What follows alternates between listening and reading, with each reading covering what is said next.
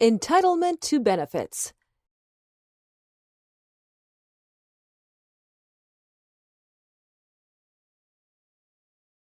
If a worker can show that he was injured by accident during an employer-employee relationship and that the injury arose out of and occurred within the course of employment, he is likely entitled to workers' compensation benefits. Generally, there are 4 types of benefits: temporary disability, permanent disability, medical, and death. Temporary disability benefits. Temporary disability benefits compensate an injured worker for his wage loss during the healing process. Temporary benefits continue until he either reaches a limit imposed by state law or maximum medical improvement. Maximum medical improvement occurs when the employee's condition plateaus and he is believed to be as close to his pre-injury condition as he will ever become. Maximum medical improvement must be evidenced by the patient's medical providers, usually in the form of treatment records, a medical questionnaire, or by deposition of the medical provider. Once the worker has reached maximum medical improvement, benefits shift from temporary to permanent benefits. If the workers' compensation court determines that the worker has a continuing permanent disability.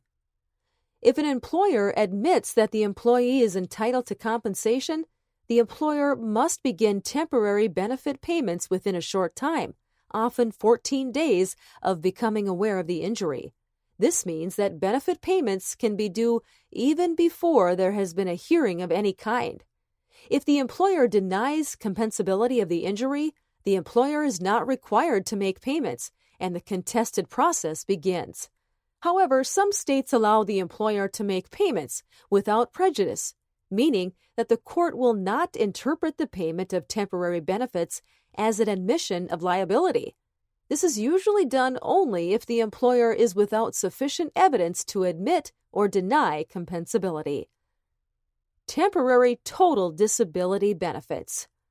Temporary disability benefits can be either partial or total. An injured worker will receive temporary total disability benefits if the injury makes him unable to do work of any kind during the time before he reaches maximum medical improvement. Most jurisdictions provide weekly benefits of 2/3 the worker's average weekly wage prior to the injury.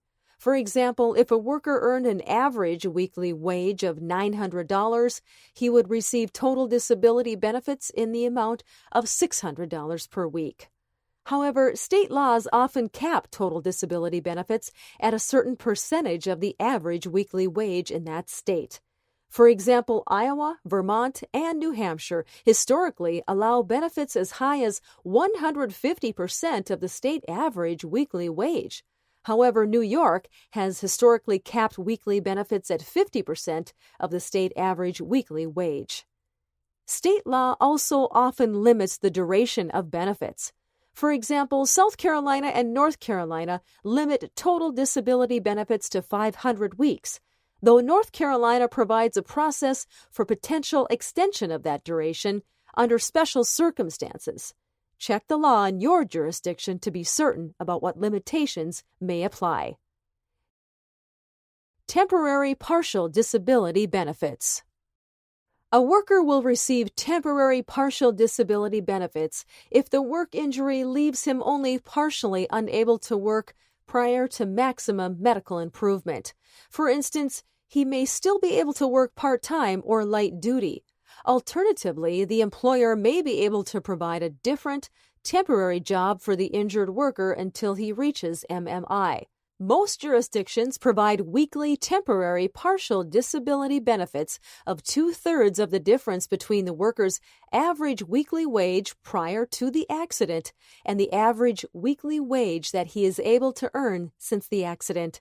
For example, if the worker earned $1,000 per week prior to the accident, but now he can only earn $700 per week, he would be entitled to temporary partial disability benefits of 2/3 of the difference, or 2/3 of $300.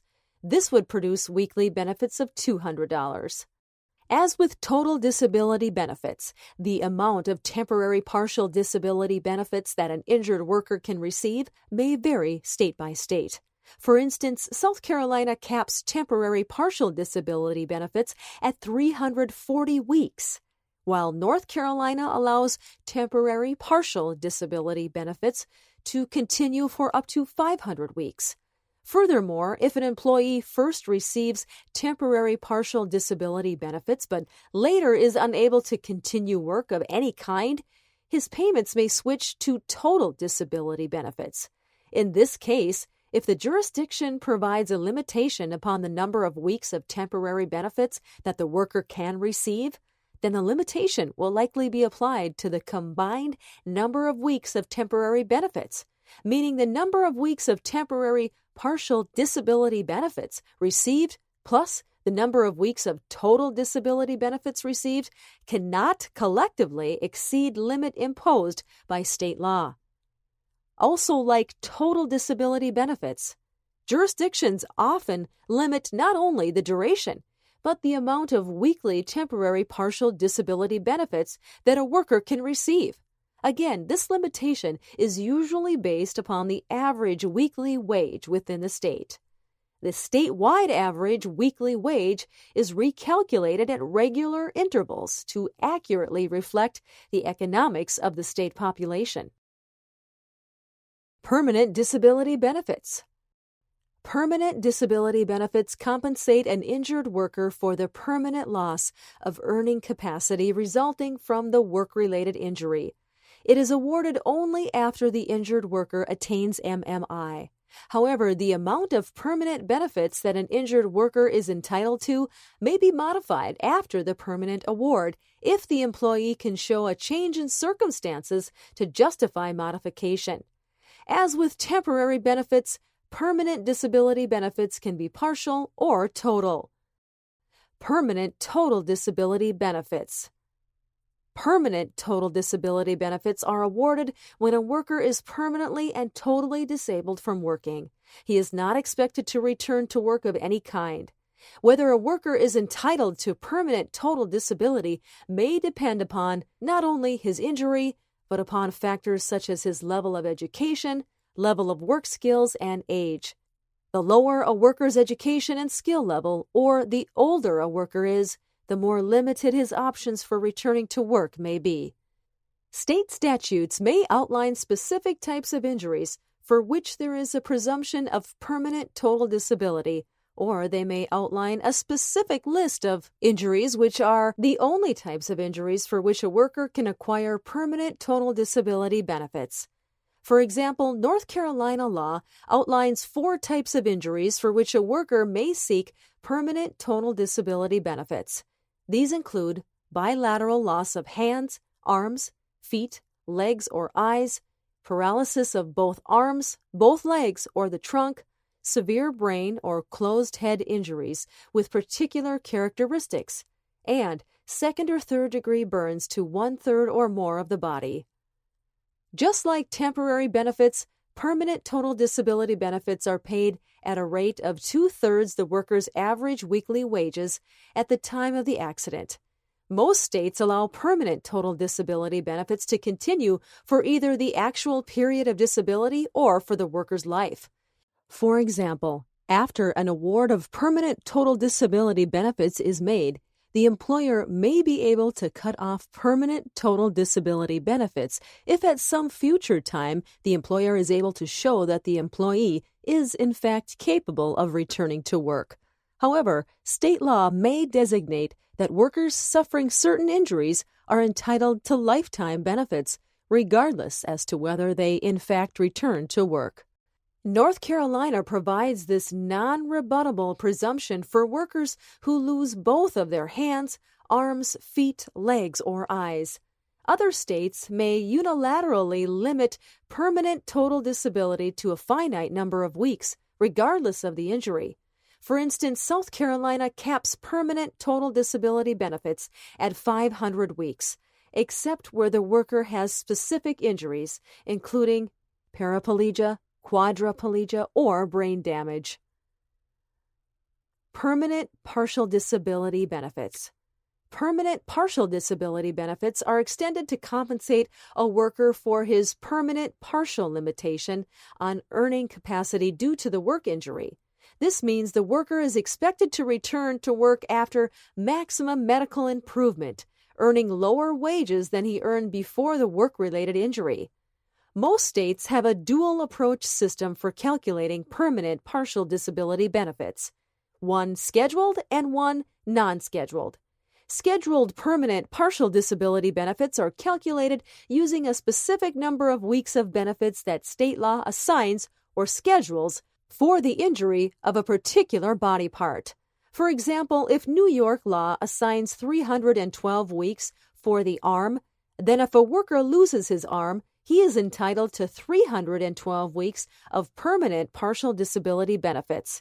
If the worker loses 50% use of his arm, he is entitled to 156 weeks of benefits, or 50% of 312 weeks. As with temporary benefits, states usually provide permanent benefits at the rate of 2/3 the worker's average weekly wage before the accident. Therefore, if a worker's average weekly wage before the accident was $500, then he would be entitled to 2/3 of $500, $333.33 each week. If the worker lost his arm, he would receive $333.33 per week for 312 weeks, or a total of $103,998.96. If the worker lost 50% of his arm, or 50% use of his arm, then he would receive $333.33 per week for 50% of 312 weeks, or 156 weeks. This would total $51,999.48 in PPD benefits. Of course, statutory schedules cannot list all possible types of injuries. Therefore, states use various systems to calculate the benefits to which workers are entitled if they earn non-scheduled injuries. These include the impairment approach, the earning capacity approach, and the wage loss approach. The impairment approach is used in New Jersey and bases benefits on how serious the medical consequences of the injury are, but may not specifically consider the likely impact upon future earning capacity for the individual worker. Instead, other states like Iowa use the loss of earning capacity approach, which considers both the seriousness of the injury and the likely effect that the worker's education, work experience, and age have on anticipated future earnings. The impairment approach and the earning capacity approach do have one thing in common, however. The recipient of benefits under both approaches receives the fixed number of weeks of benefits, regardless as to whether he actually suffers wage loss.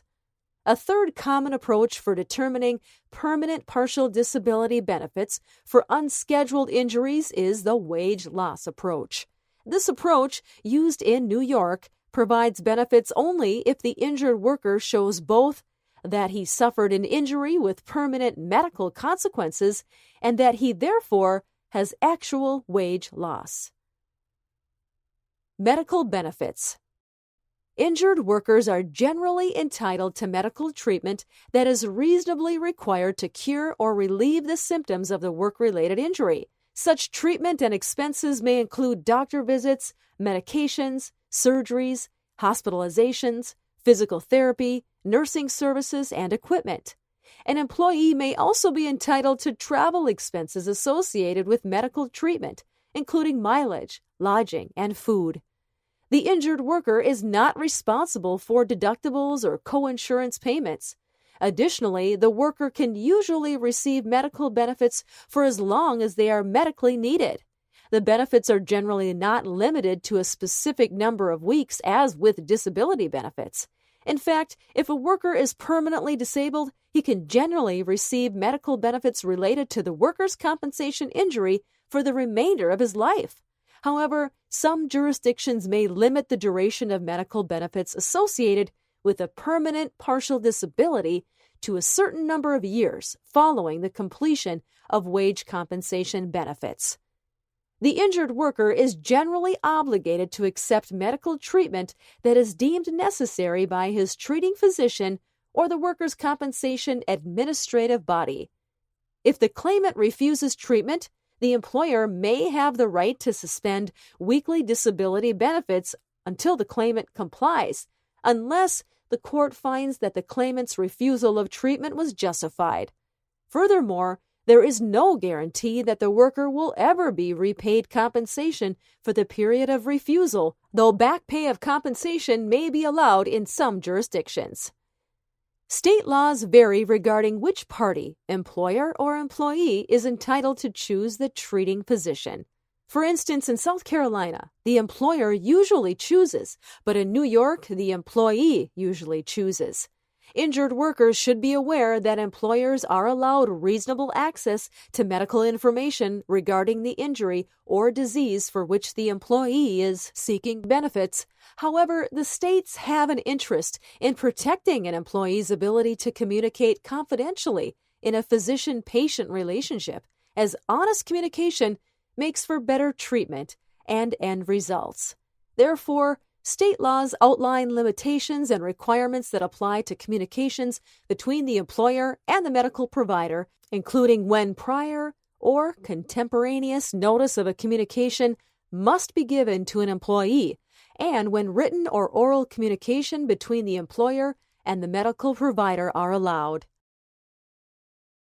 Death benefits.